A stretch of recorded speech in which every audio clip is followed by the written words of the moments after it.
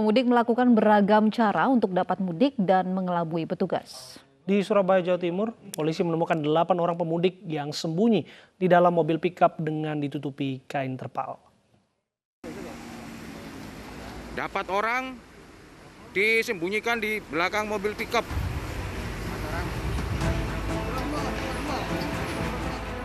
Nekat untuk mudik, 8 pemuda bersembunyi di bak kendaraan mobil pickup untuk mengelabui petugas. Namun aksi mereka terungkap ketika mobil tersebut diberhentikan petugas keamanan gabungan di Jalan Raya Brebek Industri Waru Sidoarjo Rungkut, Industri Surabaya, Jawa Timur.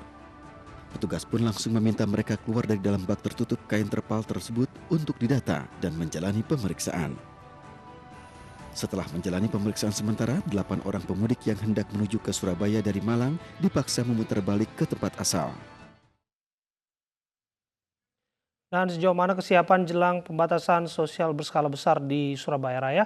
Kami sudah terhubung dengan Gubernur Jawa Timur Khofifah Indar Parawansa. Assalamualaikum, selamat malam Bu Gubernur. Ya, assalamualaikum warahmatullahi wabarakatuh. Selamat malam. Ya, Bu Gubernur, sudah berapa persen segala persiapan untuk pelaksanaan PSBB di Surabaya Raya? Di Surabaya, di Gresik, dan Sidoarjo.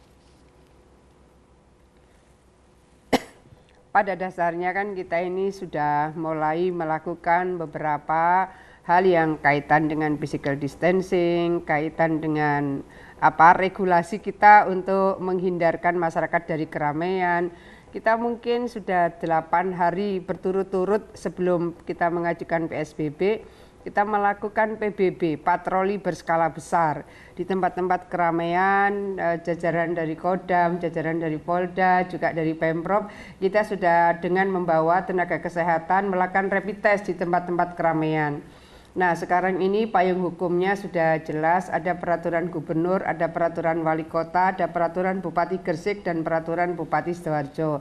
Nah, sekarang yang disiapkan oleh Pemprov, satu, kita ingin memastikan bahwa layanan rumah sakit kita, bed kita dalam seminggu terakhir ini sudah terkonfirmasi tambah 507 bed.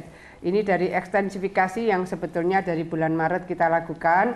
Nah, seminggu terakhir ini kita baru saja melakukan kalkulasi bersama dengan tim dokter koordinator kuratif. Ada 507 bed kita dengan ventilator, kemudian dengan tekanan negatif atau tidak dengan tekanan negatif. Kemudian kita juga sudah mengkonfirmasi dari 85 rumah sakit rujukan ada 192 dokter paru. Kemudian kita juga alhamdulillah kemarin dapat support 41.000 reagens. Ini sesuatu yang tidak mudah kita dapat. Dari 41.000 reagens, maka kita bisa mengembangkan lab dari 2, semula ITD UNER, Institut Tropical Disease UNER, kemudian 2 BPTKL, sekarang kita bisa tambah 4. 4 itu ada Rumah Sakit Dr. Sutomo, kemudian UB, kemudian Balai POM, kemudian BPKL. Nah, ini artinya dari semula 366 kita bisa melakukan PCR. Mulai hari ini insya Allah sudah lebih 2 kali lipat dan besok mudah-mudahan sudah bisa 1102. Bu Gubernur, Kalau 1102 bisa di PCR, maka kita bisa lebih, ya. bagaimana aktivitas di pusat perbelanjaan Ya, kita bisa atau lebih memberikan di pasar-pasar? kepastian. Ya, kalau di pasar-pasar ini sebetulnya kita berharap dari Satpol PP di masing-masing kabupaten kota.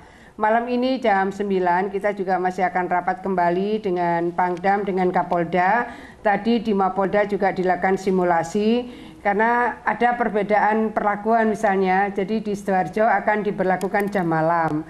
Di Surabaya belum. Kemarin kita sudah koordinasi, ini kan sebetulnya satu kesatuan seperti Jabodetabek gitu. Jadi koneksitas Sidoarjo, Surabaya, dan sebagian Gresik, karena Gresik ini parsial PSBB, hanya 8 kecamatan dari 17 kecamatan, maka kita meminta ini harus sama.